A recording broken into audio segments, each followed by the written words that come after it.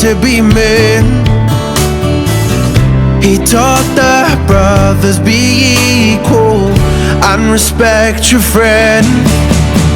The strength in our hearts could never be rivaled. Broken walls could be built up again. And if you believe, the angels will guide you. Together broadcasting 24 hours a day, 365 days a year. This is Salam Radio. Yes, indeed. This is Salam Radio, coming to you on 106.2 FM and Facebook and YouTube channels. Welcome to Community Matters, the radio show for all communities across Peterborough and beyond, with me, Adrian Holdstock. Community Matters asks questions that matter to our community life. As always, there are many topics and issues to discuss. And tonight we have some great guests joining me both in the studio and over the telephone to talk about the world we live in. My first guests are here to talk about something close to my heart. As Vicar of St Mark's Church on Lincoln Road, it's Interfaith Week. And I've done a little bit of research. Interfaith Week is a time in mid to late November each year when across the United Kingdom the spotlight falls on the faith communities and interfaith activity, including engagement between those of religious and non-religious beliefs, and taking part and making a difference that anyone can take part in Interfaith Week. Well, joining me in the studio is Zahid Akbar, and Secretary of the Peterborough Interfaith Council. Zahid, welcome. Thank you very much. It's my honour to be here today, Adrian. And joining us on telephone, if I just bring him in as well, do we have Clive Morton? Here. Hello, Adrian. Hello, Clive. Hello. You're a little bit faint, but I think I can hear you. Yes, have you got enough volume there? I think so, yes. We have the thumbs up from the station manager. So here we are. Now, Clive's, I won't say where, but Clive is calling us from a little distance away. But you're very clear and you're very welcome. Let me just introduce you, Clive. You are a representative on the Peterborough Interfaith Council, and you're from Churches Together in central Peterborough. So here we have our guests. Let's see if we can create a conversation between Zahid in the studio and Clive on the telephone. And my opening question, let's start with Zahid. What does interfaith mean to you? First of all, Clive, how are you today? It's a pleasure to be able to speak to you. And hopefully you can hear me clearly? I can hear you extremely clearly. Oh, yes, brilliant. fine. Fantastic, No fantastic. Fine, fantastic. Likewise. Yes, back to Adrian's question. What does interfaith mean? You know, the word inter itself means obviously multiple interaction of multiple, basically for interaction of multiple groups, faiths, cultures. But over here it is talking about different faiths coming together for the common good. And the common good is just creating an atmosphere, an environment of peace and harmony, of togetherness. And that is through dialogue, through events, and again, obviously, we'll talk more about some of the events which we recently had, Adrian. Surely. And Clive, same question to you. What does interfaith mean to you? Well, I think Zahid has summarised that very well. It means pretty well the same to me. I think it's extremely important that faiths, particularly in Peterborough and obviously elsewhere, but particularly in Peterborough, do speak to each other. They're able to interact.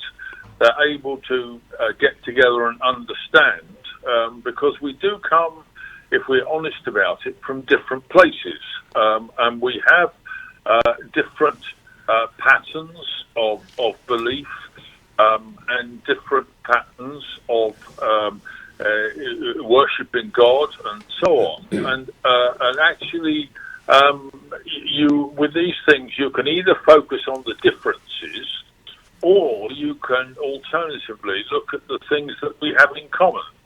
And we're all part of the same community here in Peterborough. And I think it's absolutely vital that we reduce the barriers that inevitably are there, because barriers come because of origin, because of language, because of where we live, and so on, and the habits we have.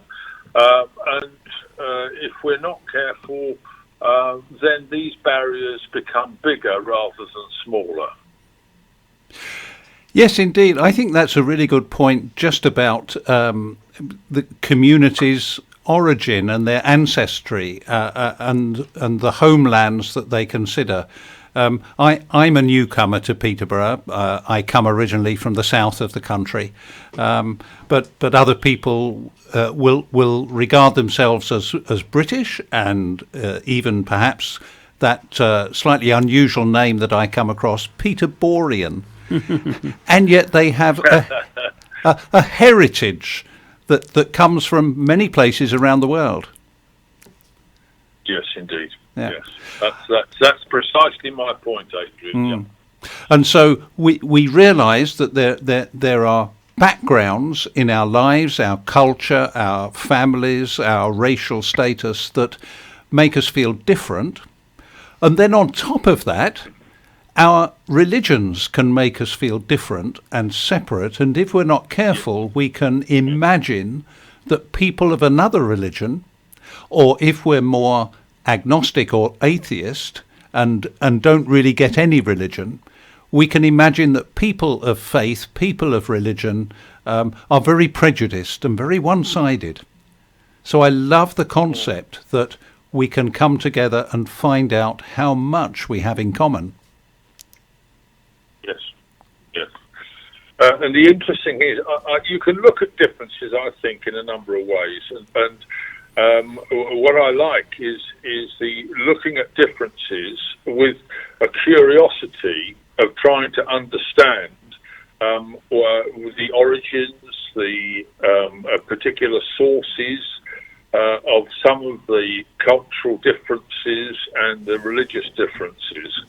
And I believe if you come at it with an open, curious mind, then it's going to be very productive, not just for yourself, but for the others that you engage with. Other than that, there's a terrible alternative which sometimes is taken, which is people are different, we want to keep away from them, and we don't like what they do. Are just looking at the surface of things. And that, to me, in our society, in our communities, in 2019, is totally the wrong attitude.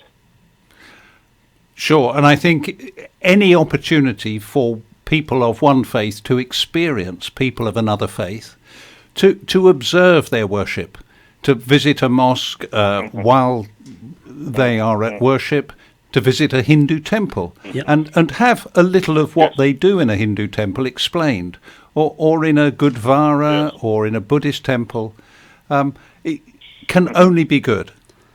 Of course.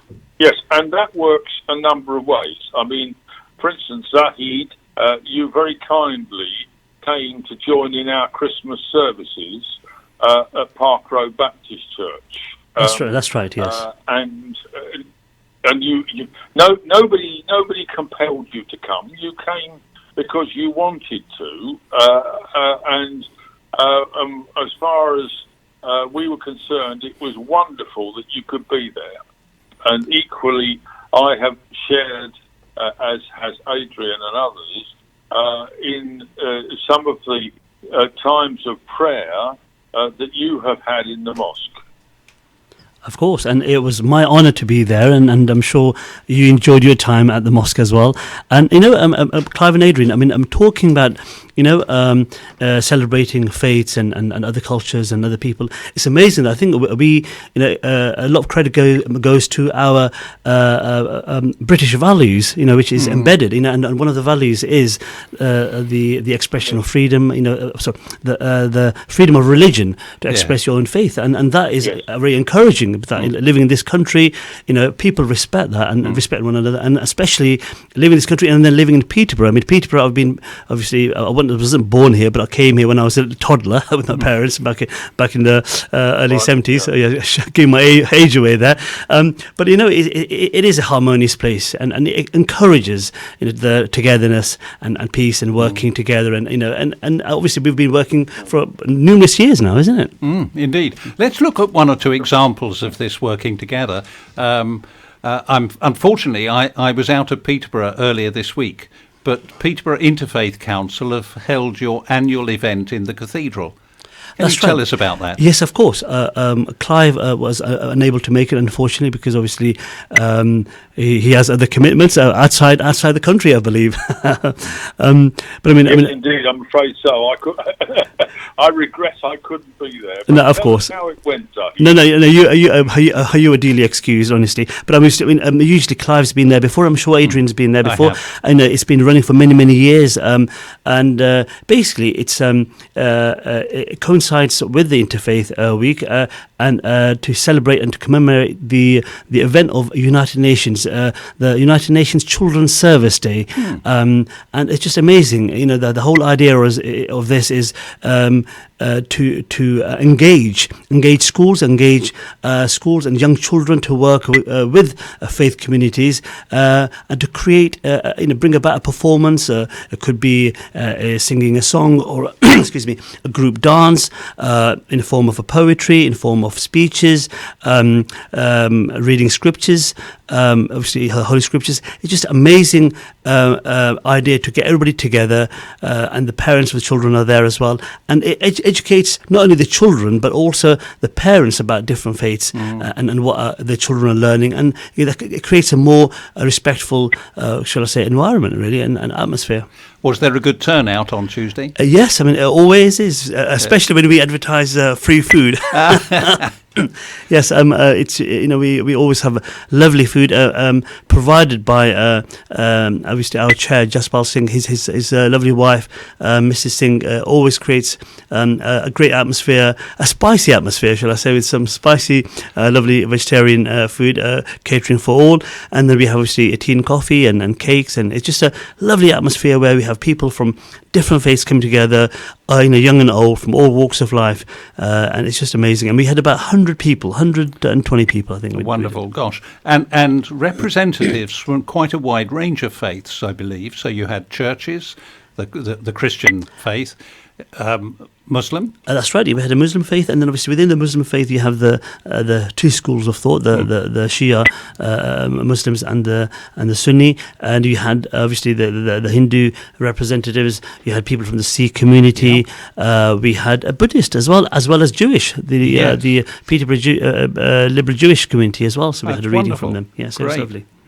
So bringing all those faiths together and people finding that they can live in harmony and share what they have in common in the surroundings, the beautiful surroundings of the cathedral. It's amazing. I mean, honestly, it's just awesome building, and it was so proud to be Peterboroughians, as I said, Peterboroughians using that term, and living in Peterborough and being able to access the cathedral, in numerous courses. I mean, just to share with you, this year usually we give out, obviously I'm sure Clive was aware that we usually give out awards in terms of certificates, but I mean this time we actually handed out trees, small trees, fruit trees, to be as awards to be planted in people who took part, generally students who took part in their gardens, to commemorate and to actually have a reference in their life, where this tree came from, a symbol of peace, growing in peace. Yes. So all those faiths that were represented in the cathedral, they're I believe, part of the Peterborough Interfaith Council. That's right, they are, and obviously we have a representative from each of the major faiths of Peterborough, attending the regular meetings. We usually have the meetings, you could say bi-monthly, at the St Mary's Church, really. And again, if there's people listening out there who would like to take part in Peterborough Interfaith Council, as I say, more the merrier, and we are obviously, we welcome your thoughts and your ideas, as I say, constructive praise and criticism, both are important in life for us to make improvements. So please, either through approaching us through Salam Radio, a studio, because obviously Adrian's here every Thursday. You could talk to Adrian, or you could talk to myself, Zahid, the Secretary of Peterborough Interfaith Council. Again, you could Google us. We're on the Peterborough City Council, or again, through Adrian, you could get more information. Surely. Let me do a little advert here for interfaith work. This is something that's been happening particularly between my church, St Mark's, on Lincoln Road, and Khadijah Mosque Of course. at the top end of Cromwell Road. We've discovered a way of meeting to have an interfaith dialogue between Christians and Muslims. About once a month we meet on a Sunday afternoon, and we call the meeting a round table. Now, neither the mosque nor the church have a round table, but we call it a round table in that we want to gather in the round where there's nobody at the head of the table, and usually Sheikh Mahmood and myself will introduce a topic, perhaps mention something from our Holy Scriptures, and then the marvellous thing that I've seen happen is that Christians and Muslims, men and women, go into small groups, mixed, and talk about that topic and anything else that they wish to, and find how much they have in common and how much we share of good values. Excellent. Obviously, as I say, if you can remember, obviously we're both, all three of us are old enough to remember the old BT advert, when it used to say it's good to talk. Yes. and yes. Talking around the table, it's lovely, where you can have a nice tea and coffee, you're obviously looking at each other, we're all equal, and sharing our views, in obviously respectful manner. And that is amazing. Obviously, that is something we'll have to pencil in our diaries. I'm sure myself and Clive will endeavour to join you soon. Well, this is why I'm mentioning it now, because just this morning I met Sheikh Mahmood from Khadijah Mosque, and we talked about opening up the round table, making it more widely known, and inviting more people to come and experience the goodness that we have found. And we both admit we have not shied away from talking about the differences we have, because we're surrounded by the love of God, of course, and a common understanding of what it means to be human. We breathe the same air, we're neighbours. Yeah. When we look at the principles of how we should live at peace with our neighbours, and the concept of who is my neighbour and what am I commanded by the God that I believe in to relate to my neighbour, that round table is a wonderful place. Of course, for peace and harmony. A key thing to promote and bring about peace and harmony in the environment, in the surroundings, the atmosphere we live in, we reside in, is education. And in education, and this is educational, because obviously you're talking, you're learning about each other's faiths, you're questioning, and again, if you don't have to agree with everything, but you could agree to disagree, as I say.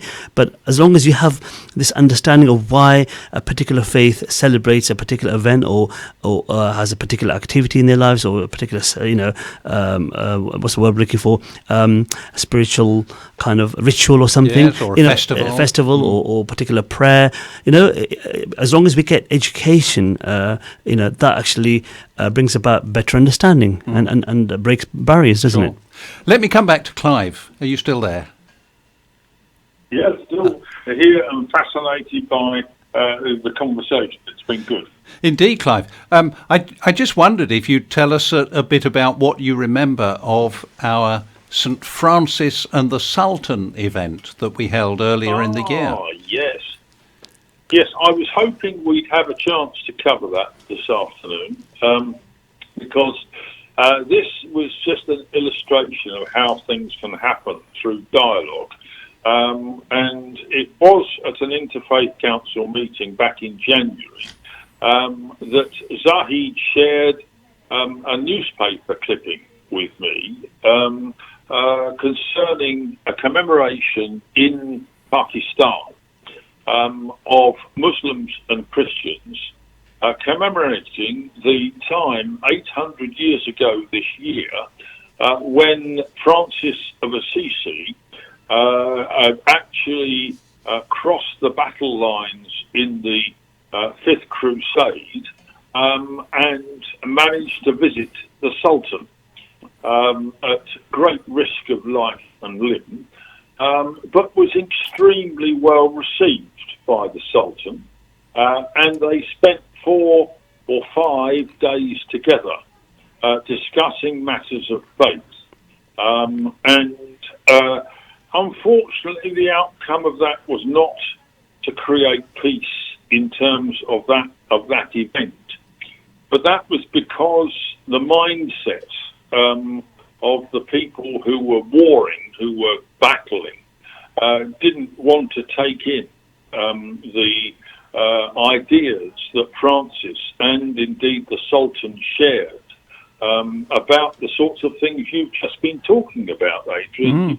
The sharing of humanity, the sharing of worshipping the same God, and really quite remarkable what Francis in all those centuries ago, with his initiative and with the Sultan being so receptive, how they both achieved that together.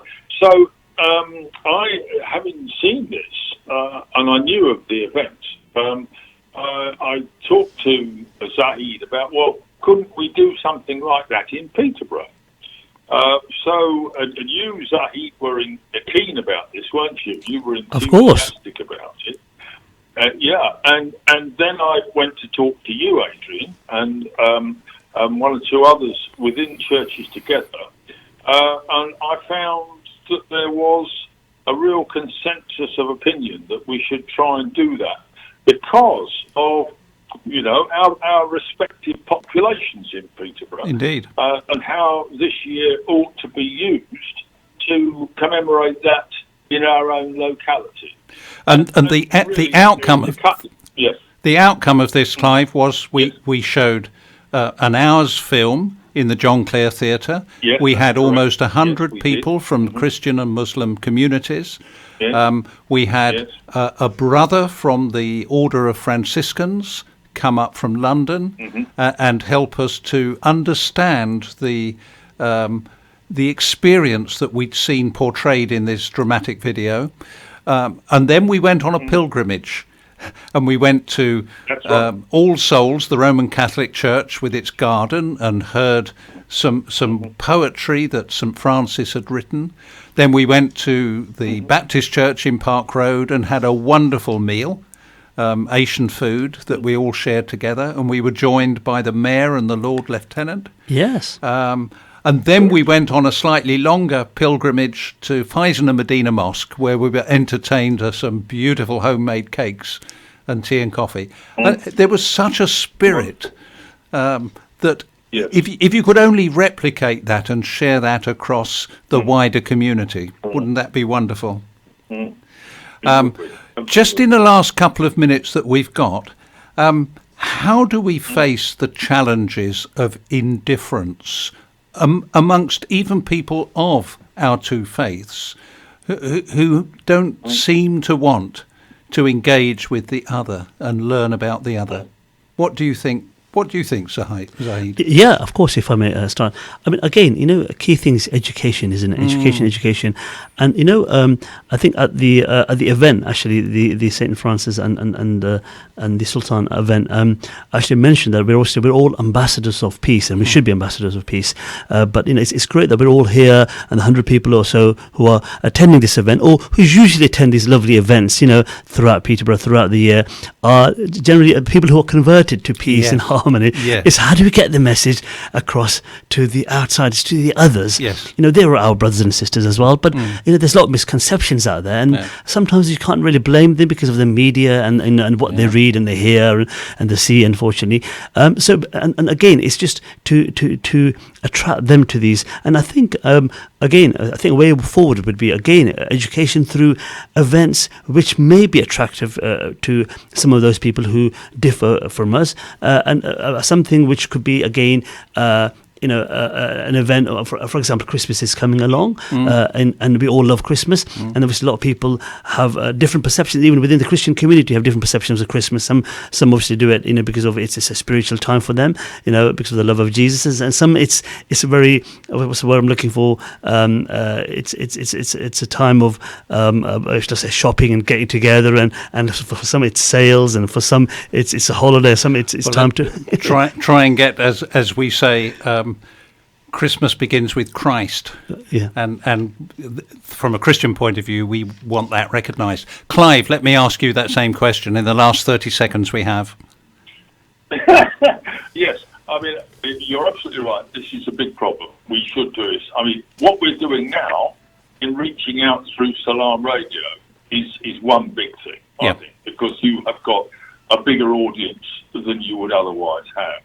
I think we ought to, bearing in mind we criticise social media for spreading the wrong messages, could we not try and use it more to spread the right messages, and where we have successes like this? Because we have to reach out to people, and people generally of whatever faith are in receipt of something that is completely continuous to them in terms of social media.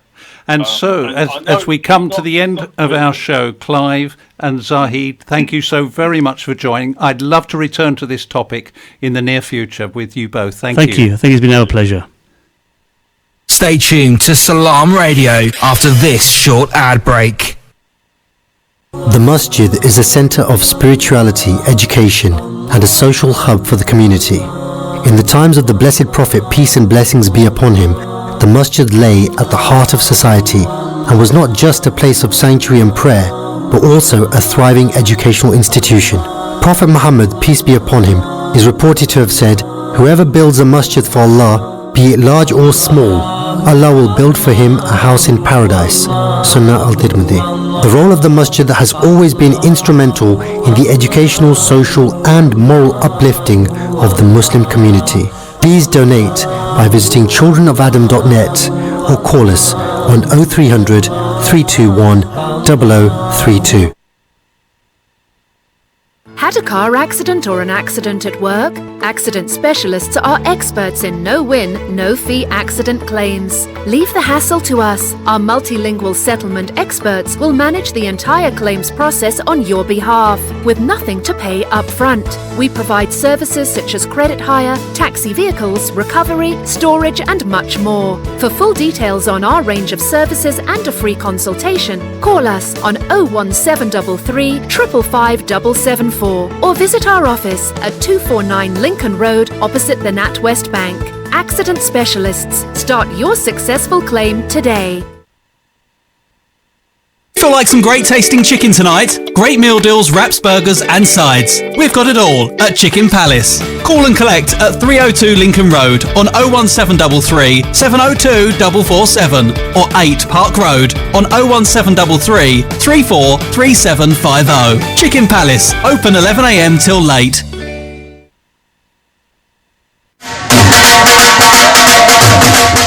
दोस्ता की परेशान है जरा कर ना सारा सौदा मुक्या वा मुल्का विच पैसे भेजने हूं नहीं अमार फूड वाले की फोन खड़का ते फ्री लोकल डिलीवरी कार मंगवा आलाता उथे कै स्पेशल आ ओना की लबाई हाइजीन विच ग्रेड 5 चीजें चंगियां मियारी ते सस्तियां ते नाले ऑफर ही ऑफर और क्या ताजा गोश्त ताजी सब्जियां ते फ्रूट आटा चावल दालां मसाले ते जूस सारे बिल जमा करने गैस ते इलेक्ट्रिक ने टॉप अप भी करने पाकिस्तान पैसे बिल्कुल फ्री भेजने मतलब के एक चिड़ी ने दूध छड़ी ते हर शय लबनी उठ जने ने आप उतरा Amar Food Store and Halal Meat 613B Lincoln Road Peterborough telephone 01733 687374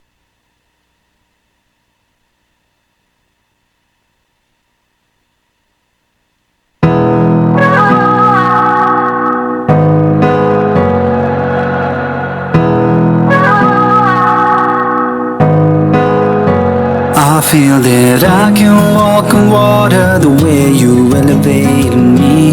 I will always walk with honor, knowing that you're by me. I don't need money or a fast car to get to where I'll be. Home is where the heart is, and that's where I'm free.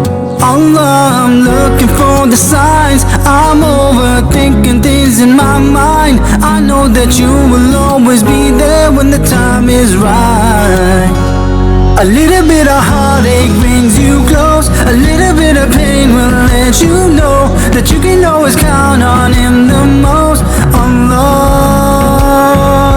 A little bit of heartache brings you close. A little bit of pain will let you know that you can always count on Him the most. Allah. Broadcasting 24 hours a day, 365 days a year. This is Salam Radio. Welcome back to Salam Radio on 106.2 FM and online at salamradio.co.uk. This is Adrian Holdstock presenting Community Matters, the radio show for all communities in Peterborough and beyond. We've another guest with me in the studio, and I'm delighted to welcome back Sarah Gurbutt, who I first met here on Salam Radio about 5 weeks ago. Good to see you back on the show. Hello, Adrian. Hi, thank you. Can we just bring you to the mic? That's lovely. Fine. Now, it was after that show that I contacted you about a new project which is close to my heart to improve the lives of communities in the area around Lincoln Road and Cromwell Road and Gladstone Street. And the project is called Peterborough for You. And tell me about the role that you've now taken up with us.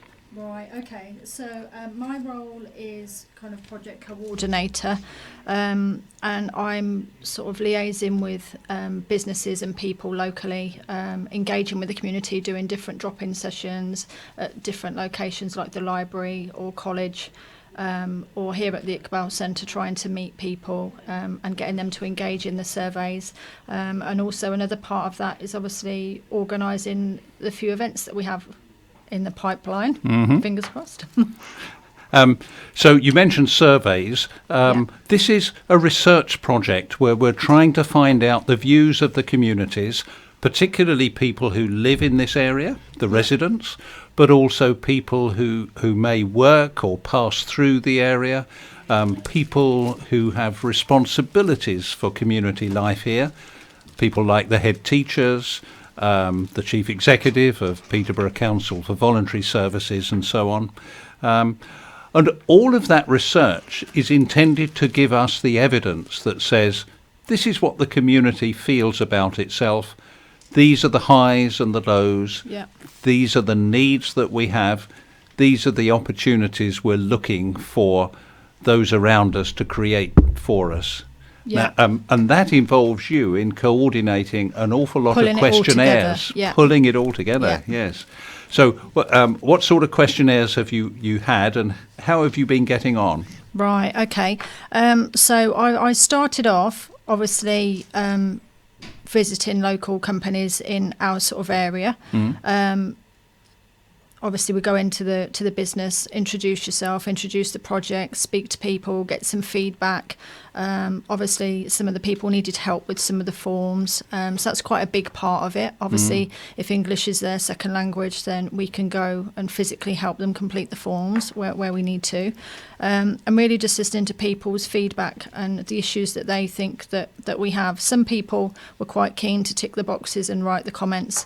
So it's quite interesting so far. Now, all of that research will be analysed and produced for us to share with the community in the new year. Yeah. But in the conversations you've been having, have you picked up any particular themes or concerns? I think at the moment some of the biggest things are obviously drug issues, and definitely homelessness is a massive one, really massive. And there was a few about sort of like domestic violence and stuff like that. Some people have gone into some detail, so it's nice to actually get out and talk to people, and everybody wants to help. Once you start engaging with them, then it sort of all flows from there. It's quite makes your job easy, really. I think sometimes isolated community leaders feel there's so much to do and no resource to do it. Whereas the experience you're having in talking to people on the doorstep or in community halls like here at the Iqbal Centre, people are they're willing to be engaged. They're willing to do something. Yeah, and they want to know. Obviously, there's a box on the form that obviously says if you'd like a copy of the report at the end of the survey, please tick the box. I had a meeting yesterday at the college, City College, and the lady said that she was very keen to obviously get the feedback from the surveys, and so then she can implement some new things. So I think a lot of people really don't get the opportunity to voice how they feel about the area that they live in or the issues that they feel, because no one's ever approached them unless you get, the odd, I've had it myself, MPs knocking on the door sort of asking, what do you think about the area you're going to vote? Well, yeah, you are going to vote, obviously, but I think this is slightly different. Once you start talking to people and you get on their level, I think the conversation, they'll just engage with you, and I find it quite enjoyable. Even door knocking to complete strangers, which is a bit daunting at the start, but they all tend to engage. You just say, introduce yourself and do they speak English, and if they don't, then obviously you just try to explain. It will literally take 2 minutes of their time, and they're lovely. And you went. I mean, it's a good reason to go in pairs. You went with a member of my church. I did, Diane. Yeah, I've done the local business area on my own, but I've teamed up with obviously Diane, like you said, and even she's enjoyed it. I said she was sort of like, I'll take a step back to start with, but then once I did a few, and she was watching, okay, it's not that difficult then. And she was great. And I think it is that thing, once you get past that initial nervy sort of stage, like you don't know what's beyond the door. Yes. And we've walked past a couple of people, they might be having rows or like maybe they're still in bed or whatever, but you just sort of skim those ones if there's anything untoward going on. But the majority of people have been really, really pleasant, and it's quite nice. So, what variety of backgrounds of people have you encountered? Different nationalities, different languages? So many different languages and backgrounds. Obviously, when we did our first lot of kind of door to door, as you like, there was a lot of stay-at-home mums, and we didn't realise in some of the areas, I won't name the street roads, but obviously English isn't their first language, so you do have to spend the time, and some of them will ask you to help fill it in and stuff. But they're all really forthcoming, and they'll obviously discuss about things that they feel close to their heart. Some people don't really want to go into depth, so they'll just tick a box, and I'll say, is there anything else? And if they're sort of, guided, if you like, then they'll have a proper read rather than just skimming and ticking. Most of them just helpful, really. It's quite nice. Yeah. And it isn't just about the issues, and you mentioned some of the most serious issues in this area, the drug taking and pushing and needles that have been left and so on, and the homelessness which we see on our streets.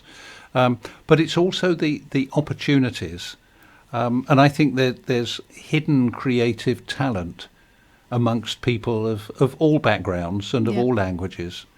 So things like 62 Gladstone Street, which is now an art centre. An art centre, I saw that, I just today met somebody called Bryony, who is a poet in residence for a few days here at the Iqbal Centre. She's going to come and talk to us next week. Right, that's great. So the opportunity for people to engage with creative arts in all sorts of different ways is really good. That's nice, yeah.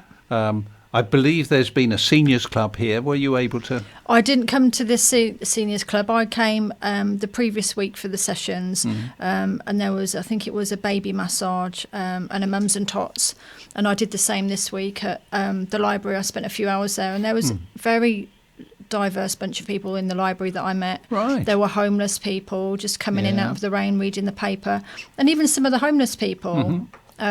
If you sit and talk to them, there was one chap, an old chap who was struggling, and I don't think he saw sort of like what I was doing, but he approached me because I had a lanyard and stuff on, and he said, I need a plumber. So I sat down with him and we Googled plumbers, and he said that he'd been on certain websites and stuff, and no one had called him. So then you start talking about other stuff. And he sat down, an elderly chap, probably 60s or 70s, and he did a form for me and was happy to sit. And he said, I wrote down a plumber's number for him because he said he'd had a blockage and everything else. And I'm not going to turn him away. I was like, right, okay, yeah, I'll help you. So I wrote down a plumber's number and I was like, there you go, take that away with you. And hopefully, bless him, he found his plumber and he got his problems sorted out. But yeah, they are quite nice. And obviously we're looking at all age ranges from sort of 60 and up. And obviously ladies don't mind filling in a form if a lady approaches you. But obviously chaps, we need some men to fill out the forms. And there was quite a few in the library, either sheltering from the rain or coming for appointments and stuff. And it just takes a simple, well, hello, would you mind? And telling them what it's about and what's going to happen with obviously the information and the feedback that we're given.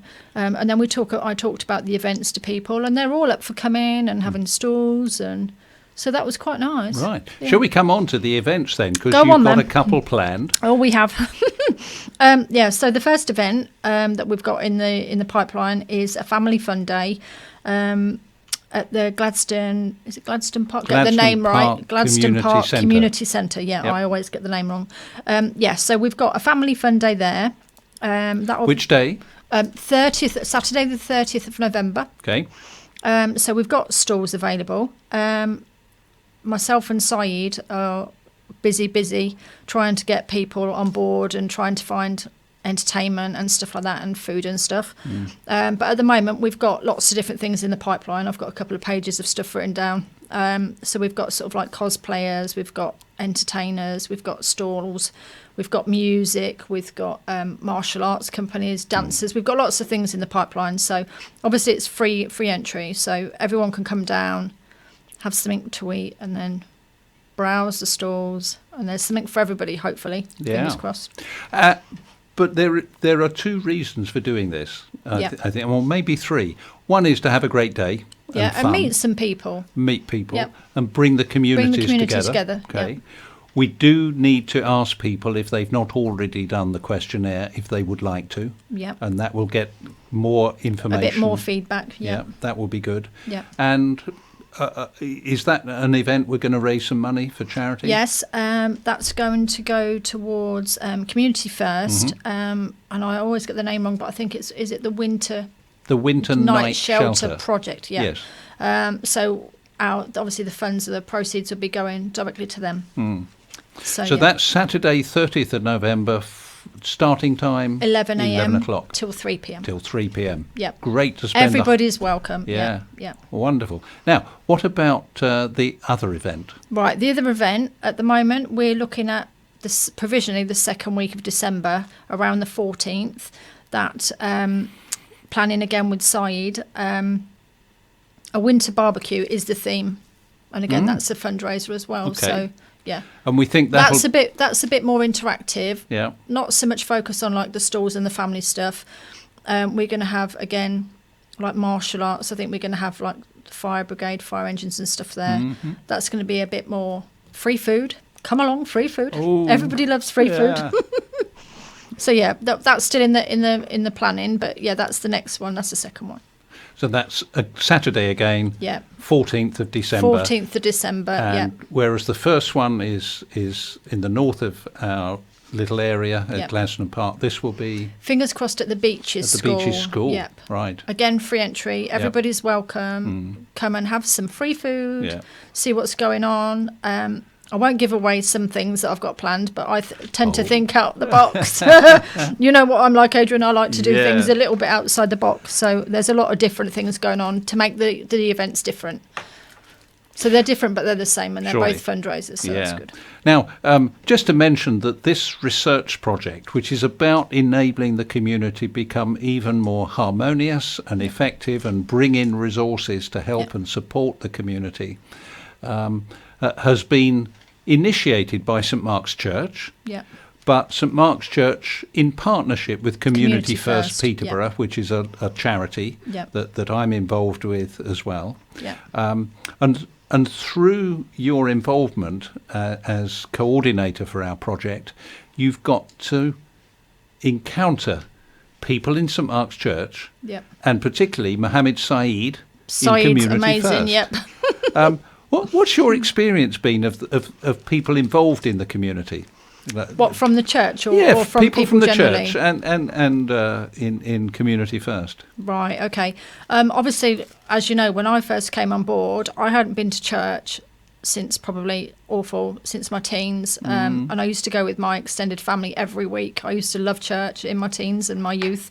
So obviously, first of all, it was quite daunting to come and actually attend the church on your own. And I was a bit sort of nervous initially. But the people that attend the church, it's just like a get-together, and there's singing, and cups of tea and cake, and everybody's really warm and friendly. So I think a lot of different people could maybe come to the church, and that I think they'd really enjoy it. Because I said to you initially when I came back, I got quite emotional. And it's a really nice bunch of people, and everybody talks to you. Right. So if you are isolated in this sort of area, then just come along to the church, see what's going on at the church. You don't have to come purely for like religious reasons. I just think it's such a nice bunch of people, and they really make you welcome. You don't have to sort of sit in the sidelines and think, oh, is anybody going to talk to me? Because they were just lovely. And obviously working with Zahid, he's such a funny chap, and he does a lot for the community. And meeting Richard and the team at the Akbar as well. Yeah, that's Richard Ferris, the manager here at the Akbar manager. Centre. And I've come along to sessions, and I've even popped in for a couple when I've been doing my rounds, when I've been to Gladco and seen Yasmin and been visiting local businesses. And they're just really helpful, and they're just and everybody wants to make a difference, and everybody wants to help you. Yeah. It's not difficult to engage with people and see their feelings, because obviously Zahid's quite involved with Community First, and he's quite verbal on social media about different issues, like with the needle thing and drugs and stuff like that. Obviously a lot of people are anti things like that. Obviously you don't want to walk your children to school and see sort of needles and stuff. So I think obviously part of our project, if people are also flagging these issues, it's not just their voice, it's going to be an area's voice, so it will get heard. It's not just like you're just telling one person, it's not going to go anywhere. When you tick a box and when you put your input on your comments and stuff, that's all getting fed back into the larger picture. And I think when it's all fed back, you'll see that a lot of people are actually concerned, but who would you tell if you just sort of like lived in the area? Are you going to get listened to? Because we talk to MPs on our doorstep when they come knocking and stuff, and you just think they're not going to do anything. So do you know what I mean? But here, when you're engaging with people like Zahid and yourself, you listen, but you do actually take it in, and you do want to help people. I know, having spent some time at Gladco as well, previously in my career, you see so many different people coming in, and I was speaking to like homeless people and stuff, and even to get their views. Like I was saying to the homeless people, to everybody, just come along for the family fun day or come along for the feast. Everyone's welcome. Like it doesn't matter who you are. No one's going to judge you, or do you know what I mean? It's just laid back, and we just want everyone to just sort of come together as a community, really, not be isolated. Now, just to put people's mind at ease with this research, because it's quite a lengthy set of questions, tick boxes mostly, occasionally asking for a comment if you want to make a comment in a box. But then it's not linked to that person's name and address. Oh, no. Obviously, the largest form is the residence form, which does look a bit daunting when you first look at it. But obviously, you can do it all online. And obviously, we've got an event page now on Facebook called Peterborough for You. And if you type into Facebook Peterborough for You, the event will come up. And if I just say Peterborough for You, we've got, we can just show that here. Yeah.